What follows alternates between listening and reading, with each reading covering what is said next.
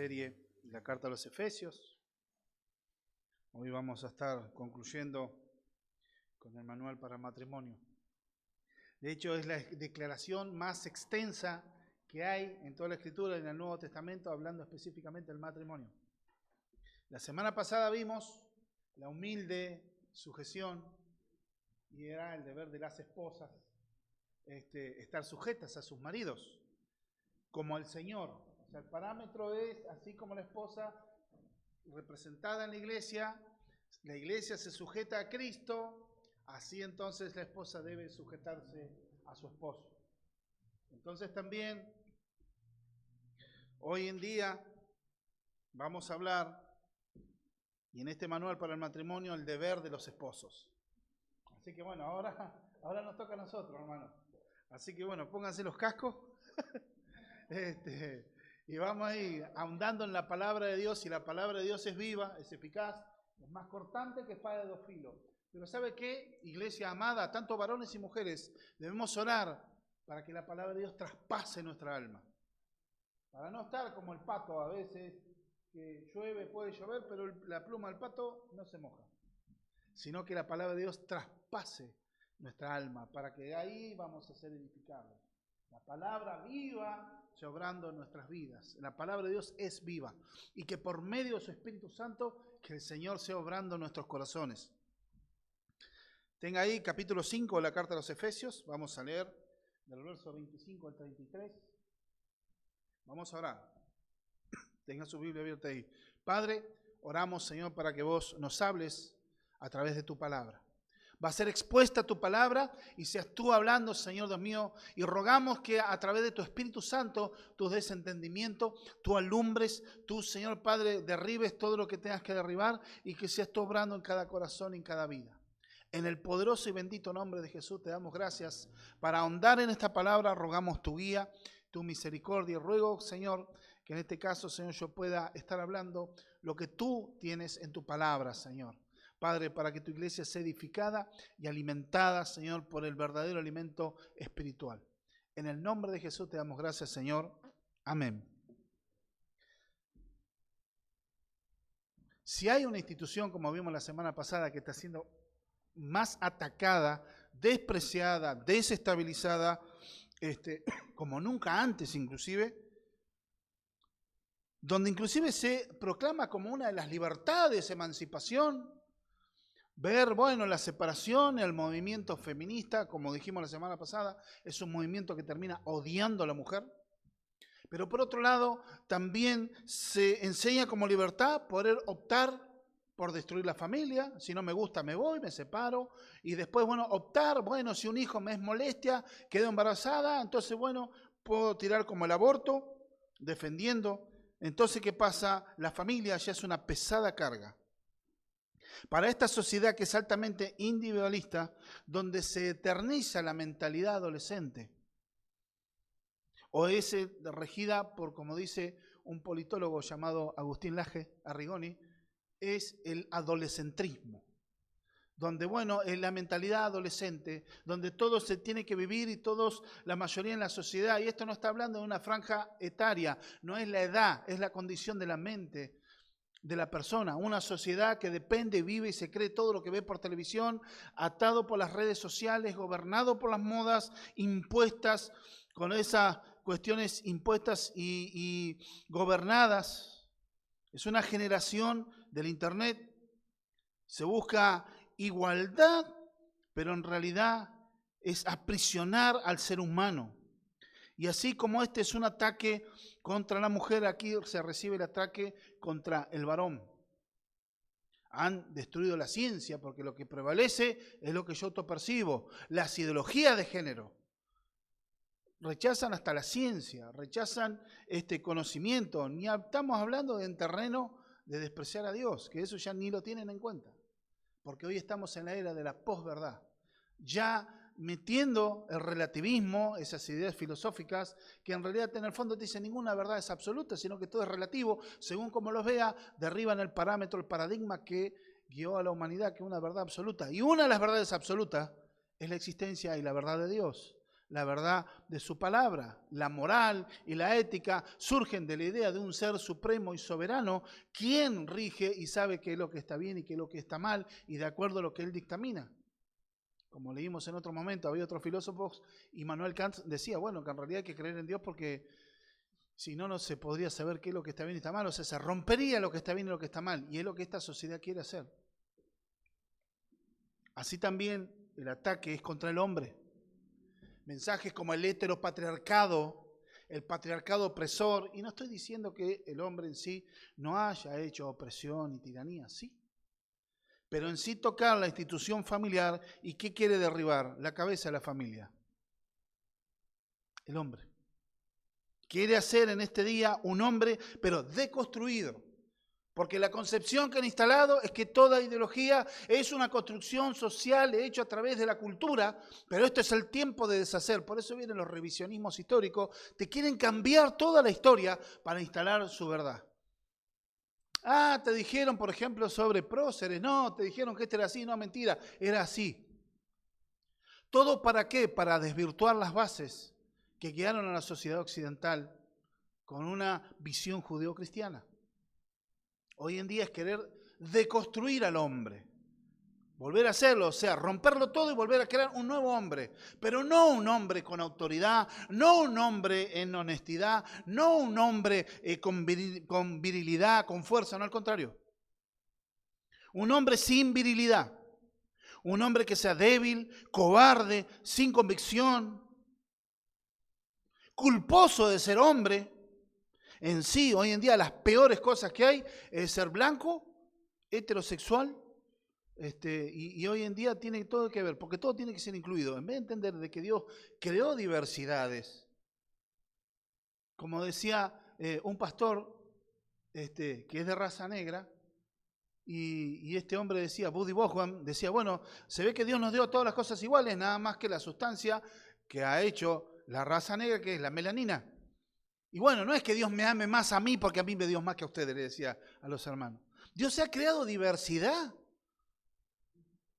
pero no una diversidad forzada.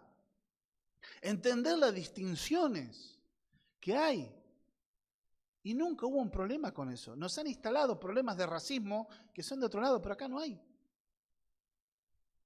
Pero el hombre, ¿qué pasa? Está siendo quitado de su posición. Quieren ser un hombre maleable por el sistema. Quitándole su posición en la estructura social formada por Dios, dentro de la familia, que es cabeza, que es sinónimo de autoridad. Esto realmente es un ataque satánico, no es social. Muchos dicen la batalla cultural. Sí, la batalla cultural, pero en el fondo es espiritual. Un hombre que se ha moldeado a esta cultura. Un hombre afeminado. Un hombre sin carácter. Un hombre dubitativo. Cobarde. Sin valores. Dependiendo de lo que le digan los otros. Esa no es la visión del hombre creado por Dios. ¿Pero hay remedio para esto? Sí, claro que sí. El remedio que hay es lo siguiente: el Evangelio. Esta cultura que quiere destruir lo que Dios creó, pero el Evangelio es solución. Nada hay más libertador y más honroso que el Evangelio, que libera al hombre para no ser un hombre sin hombría y tampoco ser un tirano, ser un hombre bíblico. Un hombre justo que camine de acuerdo a la voluntad de Dios. Tenemos el Evangelio, la obra de Cristo en la cruz del Calvario para redimirnos del machismo y también traer liberación, porque en la obra de Cristo y su ejemplo nos marca un rumbo a los varones y nos da también en la provisión que nos dio el Padre, nos dio su Espíritu Santo. ¿Para qué? Para fortalecernos. Nos dio su palabra, nos da su espíritu para ocupar el lugar y ejercer el papel que Dios colocó desde el principio. Ser líderes, firmes pero amorosos, valientes pero misericordiosos, hombres llenos de Dios. Así como hablamos del deber de las esposas la semana pasada, así también hoy tenemos deberes, hermanos. Vamos a ver, y yo estructuré el sermón como para que vaya teniendo. Verso 25 le puse ¿qué es amor o qué amor? en el verso 26 y 27, el propósito de ese amor, 28 al 31, amor en práctica, y después reforzando esa verdad, en verso 32 al 33. Pablo, tenemos el contexto, vamos a ver el contexto, donde Pablo está poniendo un enfoque que es parte de ser lleno del Espíritu Santo. Esta exhortación a los hombres, al esposo, es ejercer su liderazgo en esa autoridad, pero en el marco y la base del amor. Pero este amor imita a Cristo. Dios está restaurando lo que el pecado destruyó. El pecado destruyó la idea del liderazgo del hombre y la posición de la mujer desde el Edén. Ahí vino el gran desbarajuste. Entonces, ¿qué pasa? Todo fue desdibujado y desfigurado por el pecado. Pero vemos en la palabra del Señor que hay solución. Es Cristo, es su evangelio. ¿Se dan cuenta que el evangelio no es tan solo para decir, venía Cristo, repetite? El evangelio es el corazón de la iglesia y es el corazón de la doctrina para que podamos extraer las verdades de la palabra del Señor. Dice el verso 25, maridos, vean el contexto. La mujer tiene que estar sujeta a sus maridos en todo, así como la iglesia está sujeta a Cristo. Dice, así que, dice, como la iglesia está sujeta a Cristo, así también las casadas estén a sus maridos en todo. Habíamos aclarado que ese todo era salvo cuestiones pecaminosas. Pero verso 25 dice, maridos, amad a vuestras mujeres así como Cristo amó a la iglesia y se entregó a sí mismo por ella, para santificarla, habiéndola purificado en el lavamiento del agua por la palabra, a fin de presentarla a sí mismo una iglesia gloriosa, que no tuviese mancha ni arruga, ni cosa semejante, sino que fuese santa y sin mancha. Así también los maridos deben amar a sus mujeres como a sus mismos cuerpos. Al que ama a su mujer, a sí mismo se ama. Porque nadie aborreció jamás su propia carne, sino que la sustenta y la cuida, como también Cristo a la iglesia.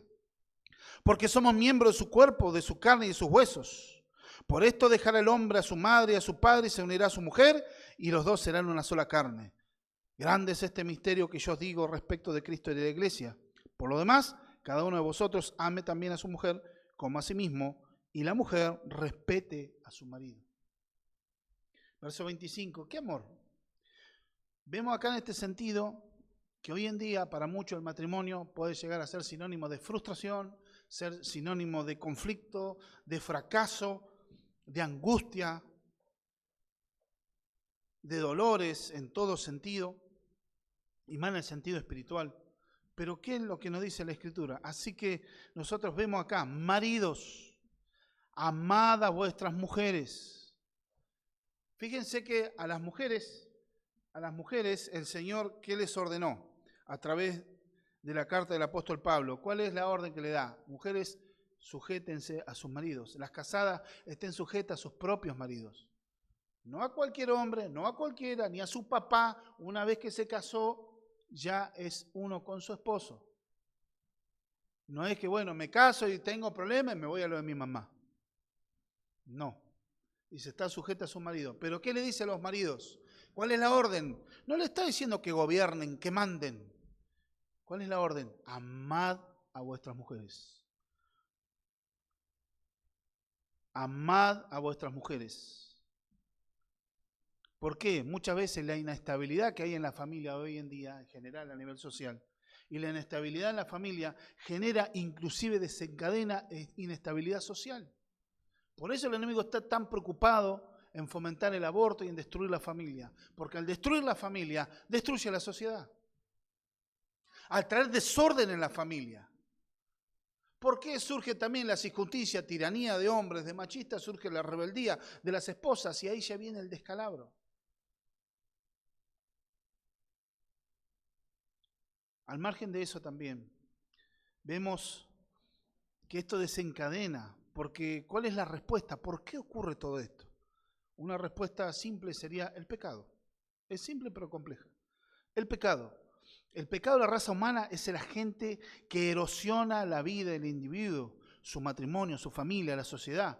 El orgullo y egoísmo son parte natural del ser humano caído y se debe combatir día a día para arrancar esta mala hierba y así poder cultivar el matrimonio. La orden para los hombres. La base de la solución es el amor bíblico.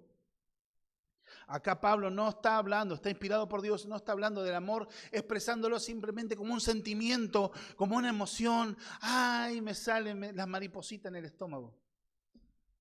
Ay, miro y bueno, y son corazoncitos que me salen. Veo como los dibujitos. La Escritura no está hablando de eso. El énfasis de Pablo no es que los esposos lideren a sus familias, que la gobiernen a sus esposas, sino que las amen, pero con un amor que no es un sustantivo. Más bien tiene que ver que está mostrando que es una acción. Son acciones, mostrando cosas, más que un sentimiento, es una acción.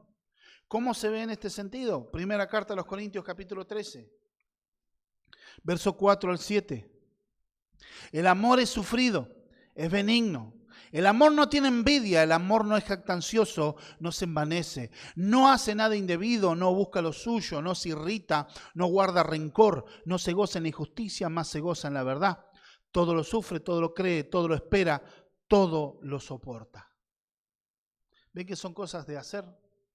El amor es esto, pero son acciones. Son acciones donde se demuestran. Es sufrido, es benigno. Se goza en la verdad, no se goza en la injusticia. Una cosa describe el ser del amor, pero también describe la acción del amor. No es tan solo decir un sentimiento, porque podemos sentir un montón de cosas. Y no estoy diciendo que no se siente el amor. El énfasis es ese amor. Vos tenés amor por tu esposa, amala. ¿Y cómo demostrar amar? Todos los días le decís te quiero, sí, está perfecto, pero en otras acciones como vamos a ver se demuestra el amor. ¿Y cuál es el factor motivador que Pablo está dando? Porque este es un deber fundamental del marido, amar a su esposa. No estamos hablando de que es algo si querés hacerlo, hermano. A los solteros estoy hablando, no es algo si lo van a querer hacer. Es un deber fundamental el amar. Muchos se equivocan y dicen, bueno, ahora soy el jefe de hogar, eso es lo que yo digo. No va por ese lado. Eso naturalmente te puede surgir, pero lo que el Espíritu Santo tiene que hacer en vos como esposo, o a los futuros esposos, es el amor surgido mostrando una acción, pero también ver la motivación. En este sentido, la motivación que Pablo está dando como deber fundamental de todo esposo, amar a su esposa. Pero ¿tiene que amarla porque la aman? No, acá está dando el motivo. Así como Cristo amó a la iglesia. Ese tipo de amor estamos hablando. Es el más alto estándar que puede tener una persona. Imitando a Cristo en ese amor dispuesto a sacrificarse por el bien, el bienestar y el beneficio de su esposa. La cruz es el mayor ejemplo que nosotros podemos tener del amor. Porque acá dice, así como Cristo amó a la iglesia y se entregó a sí mismo por ella. Es un amor que Cristo hace, un amor redentor. Bueno, nosotros debemos imitar que el estar dispuesto a sacrificar cosas de nuestra vida por el bienestar de nuestra esposa. Por el bienestar y el disfrute de nuestra esposa. Está dispuesto a entregar cosas que a nosotros nos gustan. Y el mayor ejemplo que tenemos es la cruz. Romanos 5:8 que dice, en esto muestra su amor. En esto Dios muestra su amor, que aun siendo pecadores, Cristo murió por nosotros. ¿Qué tiene que ver todo esto? Ese amor dispuesto a sacrificarse, a entregarse. Y saben que está en un tiempo, es una orden, es un imperativo. Esposo, amad a vuestra esposa. No está sugiriendo. No está diciendo si les parece, tienen ganas, tengan libertad de conciencia, no, está ordenando. Amad a vuestras esposas. Este es un distintivo del amor hacia la esposa. ¿Por qué una de las cosas? Porque este deber, entendemos que nuestras esposas son parte integral aún de toda su personalidad de nosotros. El matrimonio somos parte integral uno del otro. Estamos involucrados con la otra persona de una manera emocional, de una manera voluntaria. ¿Y por qué voluntaria también? Porque entendamos una cosa, nosotros debemos amar a nuestra esposa. Pero no se prevé que la esposa debe ganarse ese afecto de su esposo. sino que es tu responsabilidad como esposo, sin tener en cuenta el comportamiento, su salud, su apariencia. Por eso cuando estamos haciendo el voto matrimonial se dice si está dispuesto a estar con ella en la salud, en la enfermedad, en la riqueza, en la pobreza. En toda situación. No es que tu esposa se tiene que ganar el mérito para que vos la ayudes, que la haga bien. Es tu deber ante Dios. Cristo amó a la iglesia incluso en momentos desagradables e indignos. ¿Cuál es la idea? Es la idea como el Señor atrae a sí mismo a esa iglesia, a esa mujer representada en la iglesia, como que de una forma indigna, sino que Él la va a embellecer. Pero la ama cuando nosotros estábamos muertos en nuestros delitos y pecados. Éramos enemigos de Dios. No teníamos un mérito. Así el esposo no puede estar. Por eso esa sublime palabra, Juan 3:16, de tal manera amó Dios al mundo que da a su Hijo unigénito para que todo el que Él cree no se pierda. Entonces, creyendo podemos tener salvación, no haciendo obras de mérito, no matándose.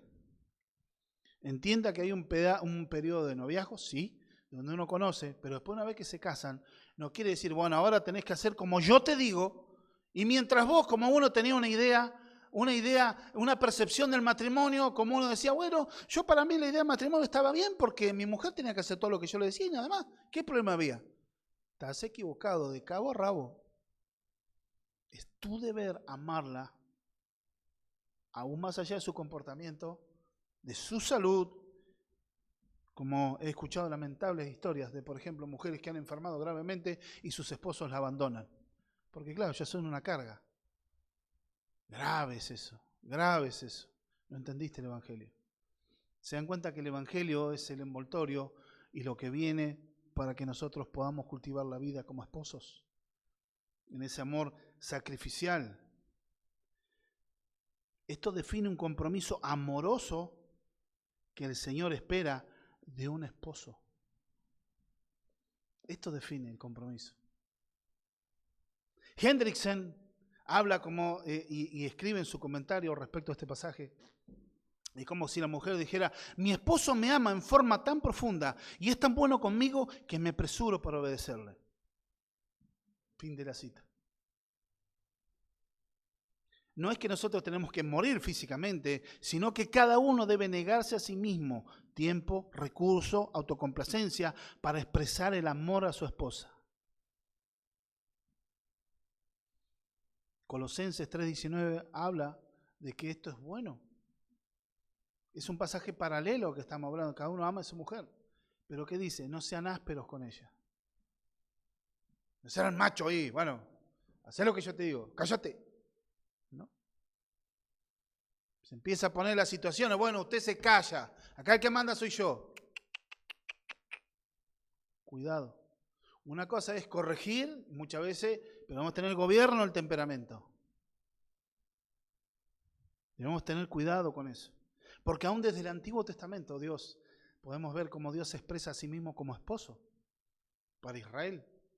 Isaías 54:5 habla de que Dios es el esposo de Israel y varios otros pasajes. Pero Él es el que inicia la relación. Él es el que buscó a Israel y se casó con ella. Así también Cristo, en el Nuevo Testamento, cerrando esa idea, Cristo es el que inicia la relación con la iglesia. Él la salva y la redime. La cruz fue necesaria para salvar a esa iglesia. Acá Pablo, en el versículo 25 al 27, está haciendo una interpretación cristológica del matrimonio. O sea, el matrimonio está describiendo a Cristo y su iglesia. ¿Qué deber tenemos? El segundo encabezado, el propósito de este amor. Dice, se entregó a sí mismo por ella, para, cláusula de propósito, santificarla, habiéndola purificado en el lavamiento del agua por la palabra. A fin, cláusula de propósito o destino, de presentársela a sí mismo como una iglesia gloriosa que no tiene mancha ni arruga, ni cosa semejante, sino que fuese santa y sin mancha. La idea es que Cristo atrae a esa iglesia para embellecerla. ¿Cómo? En su cercanía. Él buscó personas que no eran dignas de su amor. En sí no había belleza en el sentido espiritual. No había belleza propia en esas personas que no eran amables y dignas del amor. Así que la iglesia fue apartada para Cristo mediante la proclamación del Evangelio, como dice Romanos 10:17. La fe viene por el oír y el oír de su palabra. Mediante la proclamación del Evangelio, la iglesia está siendo apartada para Cristo y como que la atrae con cuerda de amor hacia Él mismo. Y Él empieza a embellecer a esa iglesia. Esto está hablando en sí que recibe mediante la fe. Y esa limpieza resultante es lo que dijo Ezequiel, capítulo 36, verso 26. ¿Qué dice el profeta Ezequiel?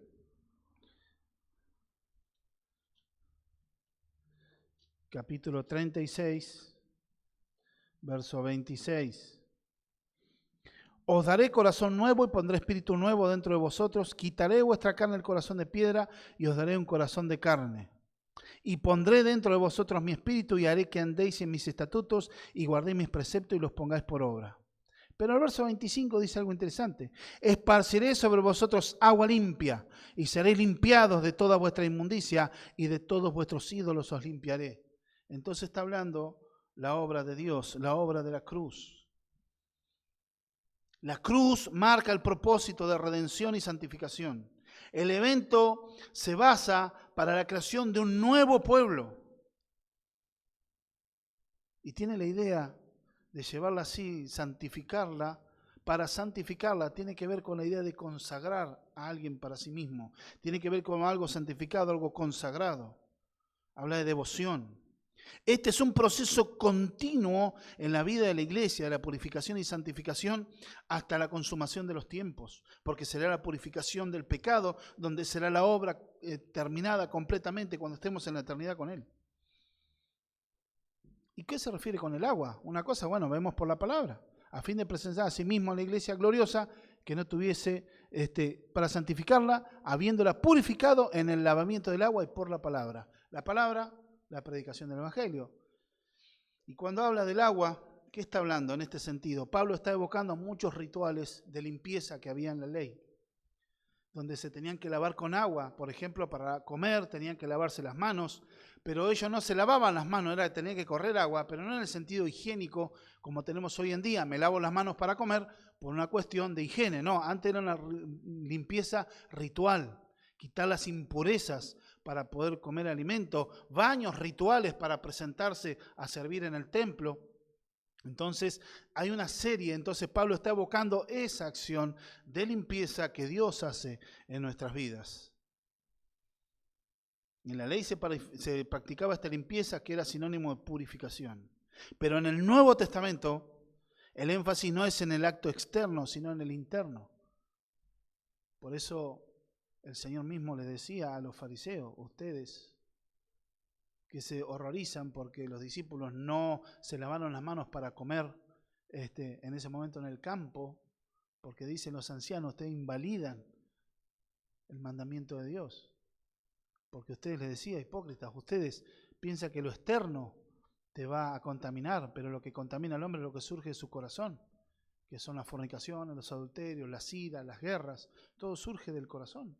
Santiago dice, ¿de dónde salen la guerra? ¿Dónde salen los pleitos, las iras? ¿De dónde sale el adulterio, la fornicación? Del corazón.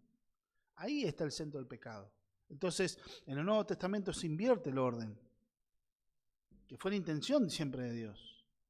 Y estamos hablando de la efusión del Espíritu Santo en medio de la iglesia. 1 Corintios 6:11.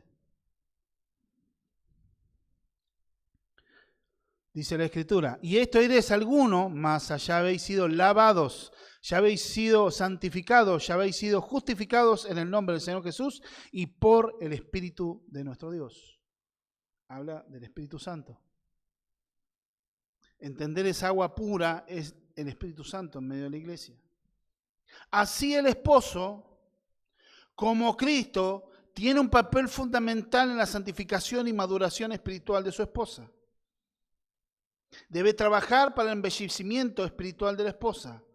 O sea, en vez de quejarte por el mal carácter de tu esposa, quejarte por su comportamiento, de quejarte porque no te gustan tantos detalles, la palabra de Dios cuando dice que tenés que amar, dice que tenés que estar involucrado en la vida espiritual de tu esposa. O sea, la responsabilidad no exime porque la salvación es personal y la consagración a Dios también es personal, no exime totalmente a la esposa, pero sí tu responsabilidad como marido estar involucrado en la vida espiritual de tu esposa. Es como que nos tenemos que volver consultores de belleza. Verónica hace años trabajaba para una empresa y ella era consultora de belleza, ¿no? Y hacía reuniones y les mostraba, bueno, los distintos maquillajes, pintura, cremas, todo para embellecimiento de la mujer. Bueno, en ese sentido, nosotros nos tenemos que volver consultores de belleza, expertos en belleza. Porque en vez de quejarte en eso, de su carácter o sus deficiencias, tenemos que tener claro esto, nuestra función. Esta belleza no se logra un día para otro, pero tenemos que ver en este sentido de que nosotros llevamos la belleza. ¿Y cuál es la forma? ¿Cuál es la crema de belleza que nosotros tenemos que usar para cuando nuestra esposa necesita ser ministrada, cuando estemos con ella? La crema que nosotros tenemos que usar, como dice, para que ella sea santificada, Juan 17:17. Padre, santifícalo en tu verdad. Tu palabra es la verdad. Tenemos la palabra de Dios. Hermanos, varones, esposos, tenemos que estar involucrados en la santificación de nuestra esposa. Tenemos que tener claro que este es un proceso que debemos estar involucrados. La palabra de Dios es fundamental para producir cambios duraderos en nuestras vidas, como dice Priolo en el libro El esposo completo. Usar la palabra de Dios. Muchas veces queremos corregir a nuestras esposas, pero portate bien o hace esto y termina nada más que siendo un simple moralismo. No, tenemos que ir al fundamento de la palabra de Dios. Pero usted no conoce lo que es mi esposa, usted sabe cómo se pone así de carácter. Bueno, Dios te da un arsenal, te dio la palabra, te dio la oración, te dio su Espíritu Santo y después te da estrategias para que buscar el momento de paz, de tranquilidad y poder hablar, para poder tranquilizarla, para poder apaciguarla, para poder guiarla, para poder sostenerla, que es lo que Cristo hace con la iglesia. Esa es tu función como esposo. ¿Qué tiene que ver esto? Tener una mente bíblica a la hora de instruir, de enseñar, de lidiar con el pecado de nuestras esposas, como dice Romanos 12:2, que nosotros no tenemos que ser formados conforme al pensamiento de este mundo, sino tener una mente, ¿cómo? Renovada, una mente nueva. No os conforméis, dice, a este siglo. Romanos 12:2, no os conforméis a este siglo, sino transformaos por medio de la renovación de vuestro entendimiento para que comprobéis cuál sea la buena voluntad de Dios, agradable y perfecta. Una mente consagrada, ahí tiene que hablar con la consagración. Pero hombres que en este tiempo y cristianos han dejado su lugar en la casa, han dejado su lugar en la familia, dicen tener un sentimiento por la esposa, pero no están demostrando bíblicamente el amor por su esposa. Porque no la ministran espiritualmente, no la aconsejan, no la instruyen, no pasan tiempo con la palabra. Por eso no hablamos de sentimentalismo, estoy hablando de un deber ante Dios y este deber es ante Cristo mismo. Tener el estudio de la palabra, la memorización, la lectura diaria, eso va renovando nuestra mente, nos va formando nuestra mente y nuestro corazón y va llevándonos para que nosotros podamos bendecir la vida de nuestras esposas. Dice John MacArthur, cuando uno ama a alguien, su pureza es su interés supremo.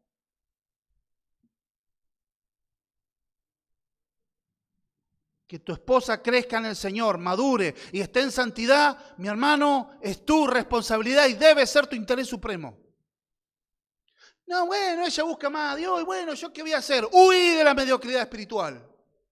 Busca morir en Cristo para vivir una vida piadosa en el poder de Dios, esa vida abundante que va a contagiar a tu esposa y tomar tu lugar como cabeza de tu casa, como cabeza de hogar, como guía, pero no como un déspota, sino un liderazgo amoroso.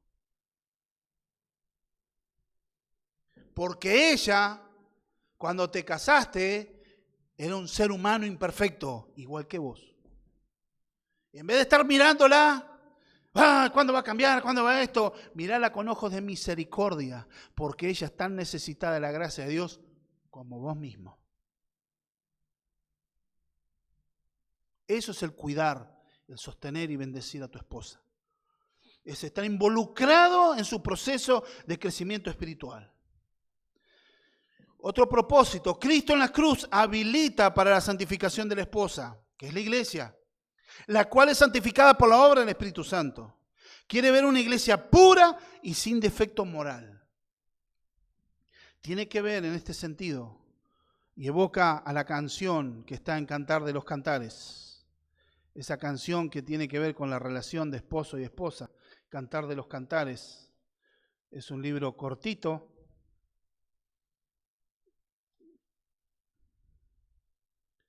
Capítulo 4, verso 7. Toda tú eres hermosa, amiga mía, y en ti no hay mancha. Esa es la visión de Cristo sobre la iglesia y esa tiene que ser nuestra visión sobre nuestras amadas esposas. Ven que por eso el orden es amar, pero con un amor sacrificial.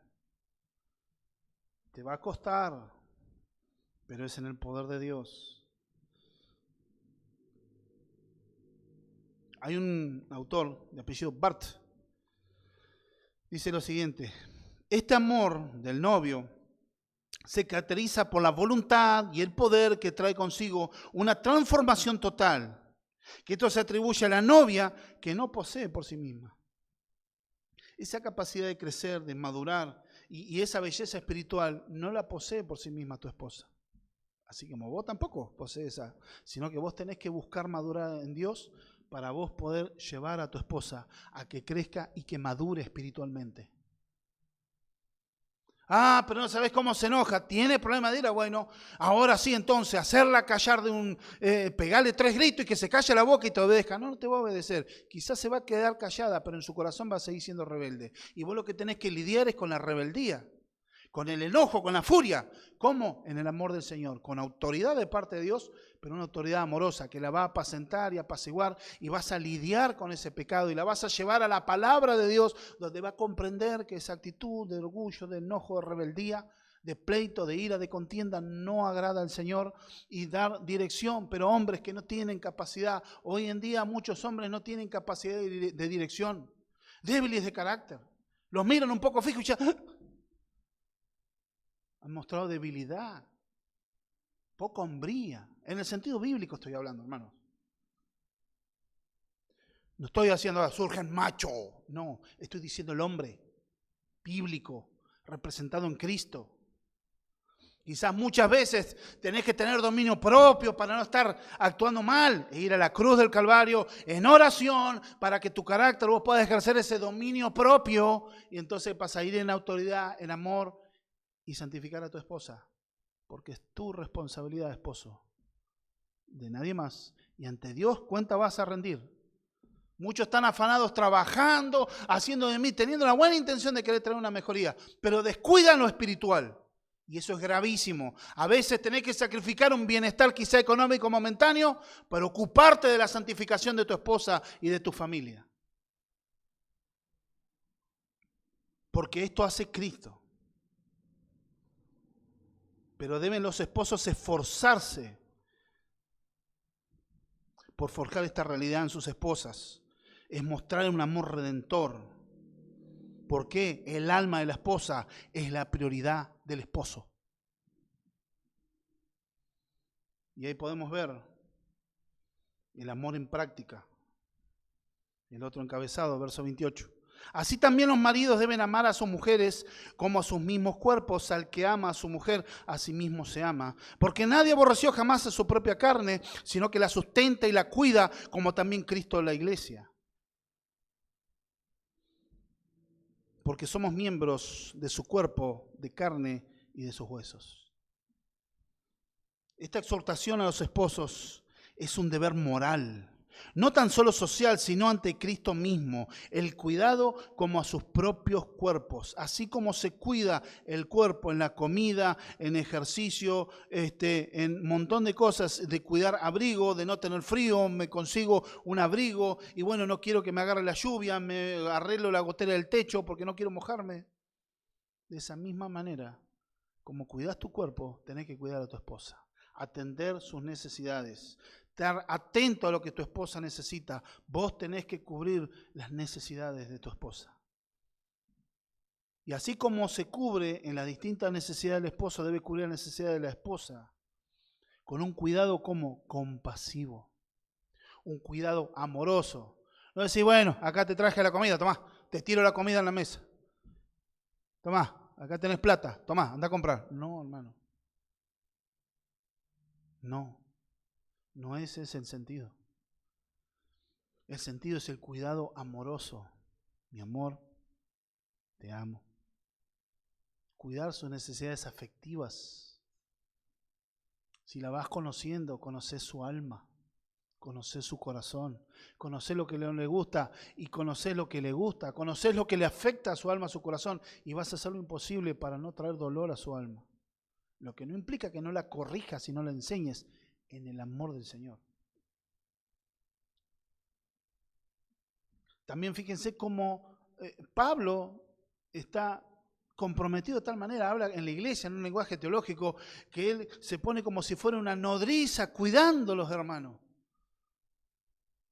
Como alguien que hace un cuidado amoroso. De hecho, Pablo está muy identificado con la obra del ministerio. Y dice que yo estoy como presentando a la iglesia ante el Señor como una novia ataviada, adornada, preparada para las bodas. Él está preparando a esa iglesia, trabajando esforzadamente para la santificación de esa iglesia. Porque Pablo era responsable ante Cristo por presentar a esa novia pura y sin mancha. Pero eso también nosotros vemos en el matrimonio, es nuestro deber, esposos y futuros esposos, futuros varones, futuros esposos, varones solteros, mejor dicho. Futuros hombres. Entender de que asumir esa responsabilidad es por amor, pero va más allá de un deber social, sino es un deber moral ante Cristo mismo. Cristo es el mismo ejemplo de cuidado, de atención cariñosa, de proteger, de proveer, de guiar, de amarlas por lo que son y guiarlas a lo que deben ser en Cristo. Cristo cuida a cada persona porque cada persona es miembro de su cuerpo corporativo. Cada persona, cada hijo de Dios es miembro del cuerpo corporativo que es la iglesia. Y Cristo cuida de cada uno de nosotros. Y así ese cuidado amoroso, compasivo, de compañía, de amor, de guía, tenemos que ser nosotros los esposos imitando a Cristo. Él nunca nos abandona, aún en la peor tormenta. Él siempre está cerca y eso debemos imitar los esposos. Me contestó mal, no le contesto mal. No le contesto más, la dejo ahí. La voy a matar con indiferencia para que aprenda. Locuras que yo he visto y he presenciado. Un matrimonio. Viene el hombre. Él para ir a comer, como era el hombre que trabajaba en la casa, se hacía su churrasco, su carne ahí en el sartén con los huevos fritos y toda una comida y tomando su buena bebida. Y la mujer y los hijos, ¿qué comían? Arroz blanco. ¿Y qué le habían metido? No, como era el hombre que trabaja, entonces tiene que comer. Una locura. En esto primero comen los niños, las esposas y después nosotros si queda algo. Si no, un té y listo. Entender esto, cuidar. Y el verso 31 dice algo, por esto dejará el hombre a su padre y a su madre y se unirá a su mujer y los dos serán una sola carne. Somos miembros de su cuerpo. Y habla el lenguaje de pacto, porque dice que nosotros somos de su carne y de sus huesos. Y está evocando Génesis 2:24. Por eso el hombre, a partir de ahora, dejará a su madre y a su padre y se unirá a su mujer y será una sola carne. Es el principio fundamental del matrimonio. Es centrar la lealtad hacia la esposa, antes hacia los padres que tenían los hijos. Pero una vez que los hijos dejan la casa y se casan, su lealtad tiene que estar supremamente con su esposa. No quiere decir que se tenga que abandonar a los padres o dejar de honrarlos. De hecho, tenemos en la palabra de Dios el deber en la Escritura de honrarlos hasta que los padres partan a la eternidad. Toda la vida tenemos que honrar a nuestros padres, porque dice la Escritura, honra a tu padre y a tu madre y serás de largos días sobre la tierra. O sea, es el primer mandamiento con promesa. Es honrar a los padres, cuidarlos en la vejez. Eso no se descarta. Lo que está hablando es tu lealtad. Ahora, recién casados, viene tu mamá. Ay, mirá, mirá que tu esposa por ahí no cocina como yo y te viene y critica. ¿Qué es lo que tenés que hacer? No, mamá, tenés razón. A ver si vos le enseñás. No. Hay cosas que vos, algunas cosas ves que puede ser un sano consejo, pero otro donde se está metiendo esposo, tenés que callar a tu madre con todo lo que la quieras. Pero acá ella es mi esposa, ella está viviendo conmigo, es mi responsabilidad y a vos no te permito elegir nada sobre ella. Cuidar a la reputación de nuestra esposa. Siempre está para defenderla nosotros por delante, para cuidarla y santificarla. Ver sus defectos es la oportunidad para trabajar y para enseñar. Pero primero tenemos que estar enseñados nosotros por la palabra. Asumir nuestra posición, huir de la mediocridad, de la comodidad, de la vagancia, la pereza espiritual. Matrimonio feliz es buscar el propósito de Dios.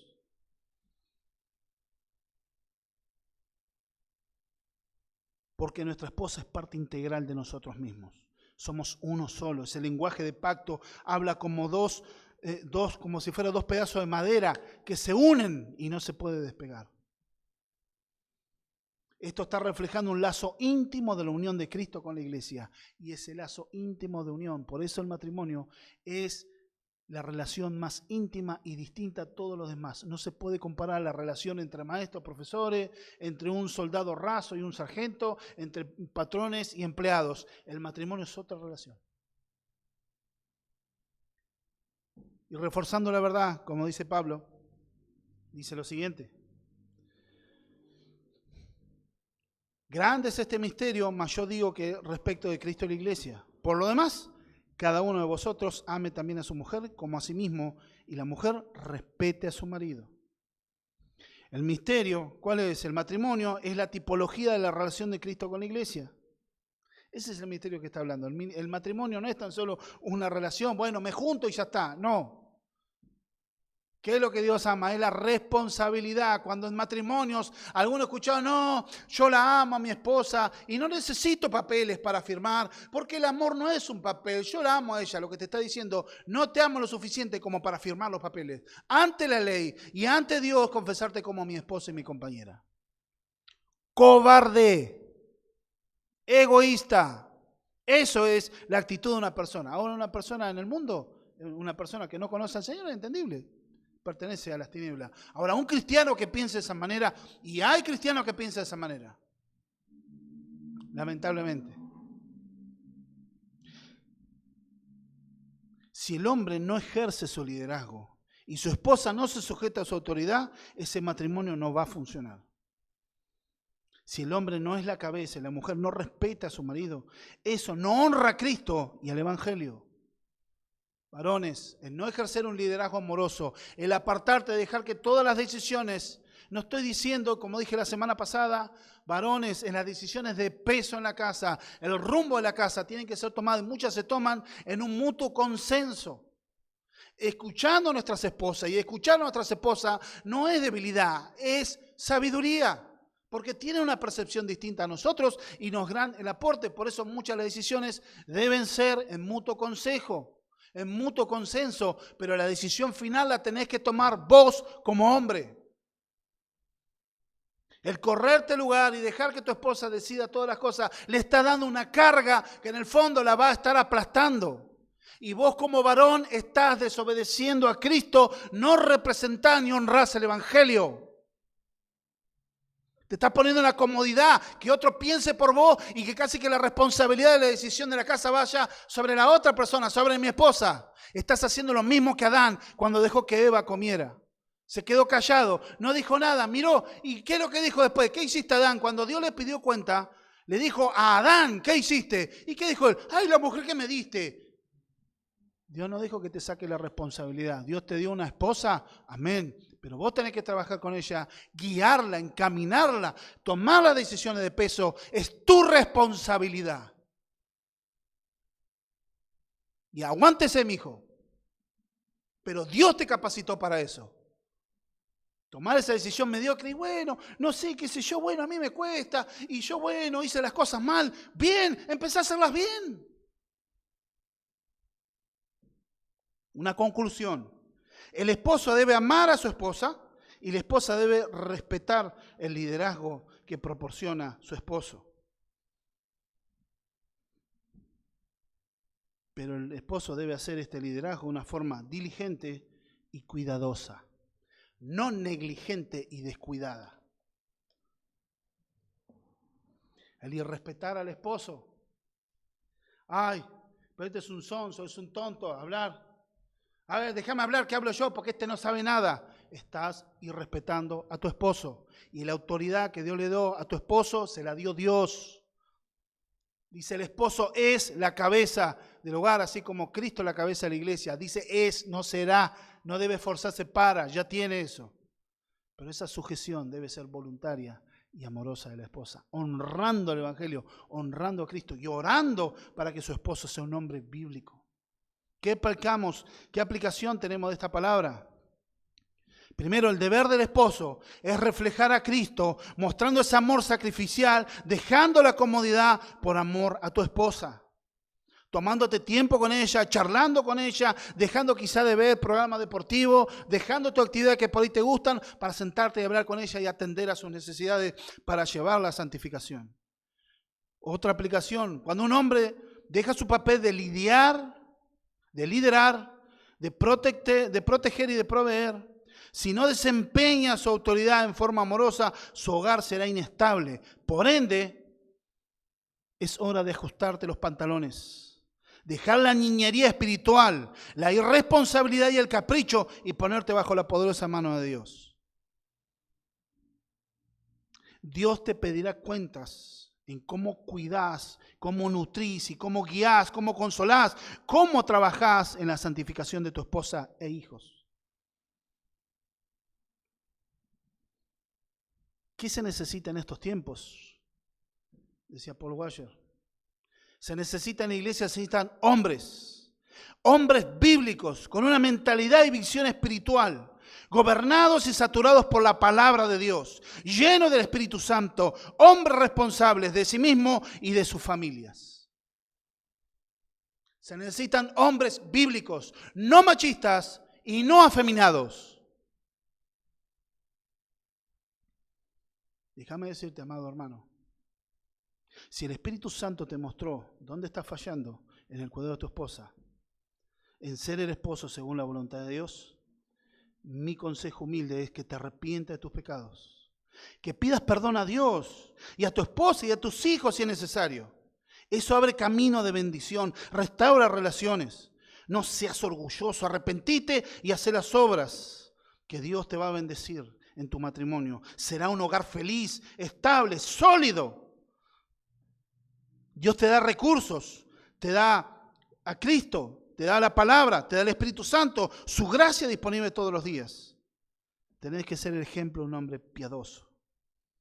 A los solteros, fíjate a tu futura mujer, que será la mujer que tendrás que amar y dar todo por ellas. Dios la deposita en tus manos para que la prepares como Cristo prepara para que sea una iglesia gloriosa. Así tenés que preparar. Quizá tu matrimonio puede ser un calvario, pero pasado el tiempo, si te pones las manos en el Señor, va a llegar a ser un matrimonio feliz y bendecido. Si hoy entendés de que no sos un creyente, arrepentite y vení a Cristo en arrepentimiento y fe. Da tu vida a Cristo, porque hoy puede ser posibilidad y día de salvación para tu vida. Sin Cristo no hay salvación, hay una horrenda expectación de castigo y de juicio, pero en Dios puede haber reconciliación y Dios puede restaurar tu vida. Y como última reflexión, es grave cuando un esposo deja su lugar en el matrimonio, deja de buscar a Dios, mira las distracciones del mundo, pierde tiempo en excentricidades, pierde tiempo en cosas vanas, enceguecido, buscando formas mundanas de reemplazar a Dios en su vida, llenando de excusas. Su iglesia con el tiempo se va a dar cuenta que no vale nada. Reemplazando a Dios, reemplazando la iglesia, reemplazando todo, te vas a dar cuenta que eso no reemplaza a Dios. Nada, todo es efímero. ante la justicia y la eternidad de Dios, todas tus decisiones también van a afectar a tu familia. Las decisiones que vos tomás hoy en día como esposo van a afectar a tu esposa, van a afectar a tu familia.